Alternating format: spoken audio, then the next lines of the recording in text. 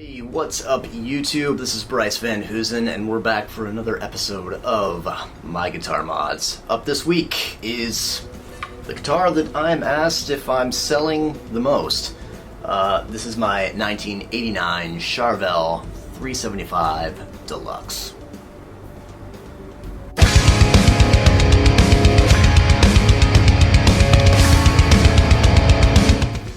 So yeah, this is 1989 made in Japan Charvel 375 Deluxe with a maple fretboard, a blonde maple fretboard if I might add, and a body in crackle finish. Body is basswood, as is pretty traditional for 80s style kind of shredder guitars. I don't know what was going on in the 80s, maybe there was an alder shortage or something, but a lot of these kind of guitars are basswood. Alright, so let's jump into it. Not a lot on this guitar is stock.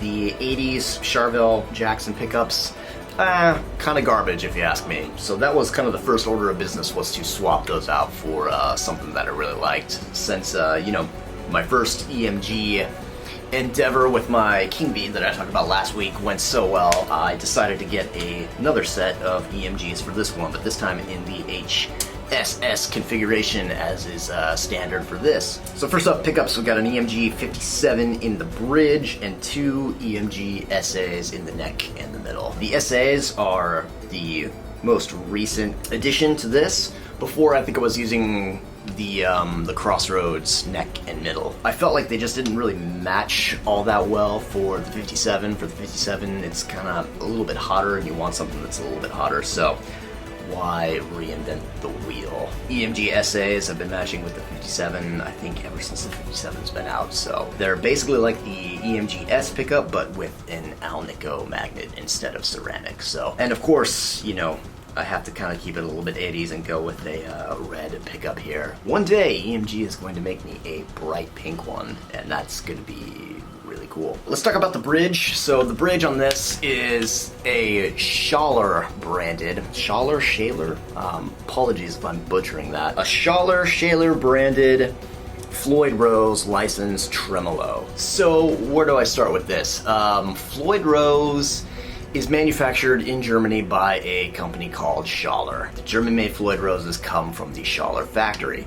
During the 1980s and the 90s, and really up until relatively recent times, Floyd Rose kind of decided to, how do you say, license out the design so that most people could get and make their own version of the Floyd Rose design.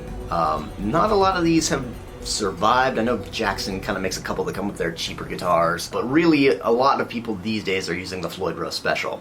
Previously, you would get something that was made by the guitar manufacturer and just kind of put on a guitar as sort of their cheaper import model or whatever. So the company that made the actual Floyd Rose is Schaller. They decided to make their own Floyd Rose, and it's 90% the same but 10% different, and that makes it a real pain in the ass to fit or retrofit on any guitar that doesn't come with a Schaller tremolo. The bridge it's super close to an original Floyd Rose, but it's a little bit longer and a little bit shorter here. As you can see, the actual string locking screws are these barrel design, as opposed to the Floyd Rose kind of straight with the bigger Allen wrench hole. So that means that you sort of need a little bit more room to kind of actually fit these in here.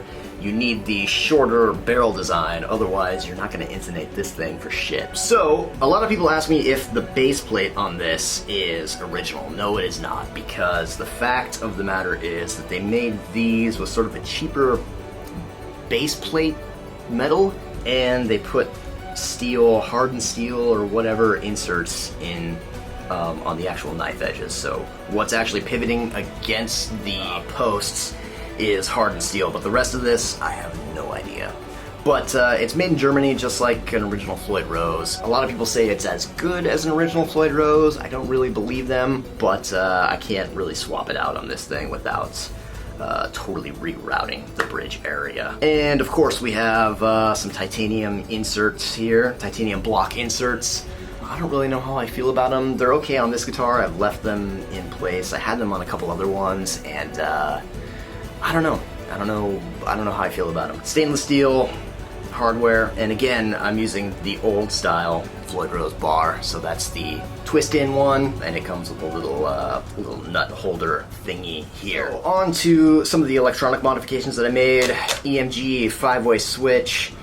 I really like the look of these old school brass knobs. This is kind of an old Charvel thing that they used to do back in the day. Of course, this one came stock with just regular old black ones, but I thought, you know, why not try to recreate sort of the vintage Charvel look and go with the brass ones. They wear down kind of nicely, and if you know me, I like stuff that's sort of worn in. Here I have another RPC control by EMG, and this is hooked up to the bridge pickup only. So you turn this thing on and you kind of almost have an approximation of a 3 single coil pickup sound. Again, another one of these really cool icing on the cake metal bullet switch tips. Love those. And then coming here, we got a little bit more stainless steel hardware on the Floyd Rose. This nut is actually one of the only pieces of hardware that is completely stock on this thing. And then again, the Godo made in Japan locking tuners. And of course, let's not forget the noiseless springs and the Stone Tone Floyd Rose block in 32 millimeters. As you can see on this one, just a regular old Floyd Rose claw, but some brass screws because I really do not give a shit about that particular aspect of a Floyd Rose. I don't really know if it does anything. It's kind of cool to look at though, if you ask me. So, as you can see, checking out the neck here, if you can see that, that is super dirty. Play this thing a lot. This is kind of my go-to guitar. It's nice to have super strat styles, especially when I have so many V's, and I sort of prefer V's when I'm standing up, but when I'm sitting down or if I'm just kind of on the floor or whatever, having a super strat is nice to just kind of throw around. You can't really beat how ergonomic it is. Yeah, some other features about this guitar. Pretty much a lot of the stuff that kind of comes with it, the neck plate, cavity controls, that's all stock. You can see I'm kind of beating it up a little bit, but I don't really play this guitar live as much as my King V Elite. So it's kind of been preserved a little bit more, but it's still getting a little bit nasty, but we like that. This, as you can see here, this is kind of the first thing that you have to sort of get used to when you're buying used Jacksons or Charvels or anything with the shark headstock or the pointy headstock, is that people will break these headstock tips off in one way or another. So this one's slightly rounded. Whoever owned this before me decided to kind of finish this part off. I don't know why. So that's basically that. When I got it, it was pretty much flawless. It was like coming out of a time machine straight from 1989. And I put all of the dings and dents and all that kind of fun stuff on this one myself.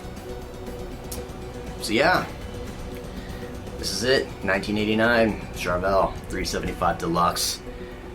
It plays great. I would say it plays probably, maybe not as well, but pretty similar and on par with my King V Elite FSR, made in the same factory. So there you go. Other than that, you know, it was kind of a mid-level guitar, I think. I think it retailed for about $800 back in the 80s, which, you know, today is probably about 12 or something. So it was probably on par with the modern Pro Series, I want to say. You know, it's not the nicest. It's definitely not like an 80s USA, but it's pretty good. If you get one, I would just recommend to swap out the Jackson stock pickups because you know, they gave it a good old effort back then, but I don't think it landed. So you can definitely kind of do something better than that. Oh, also, before I forget, the pickup rings that they used on these were an extra large size, so If you're trying to swap this out, as you can see, I left the stock plastic pickup ring. Even though I don't think it looks as cool, it's bigger. So there is a company called Frets on the Net, which I'll link to down in the description below, but they will make a metal, larger 1980s circa pickup ring for these, and they'll actually kind of shrink it down too, so it'll hold a regular size pickup, because the bridge pickups that used to come with the Charvels and Jacksons back in the 80s were like super sized. I don't know why. They were trying something.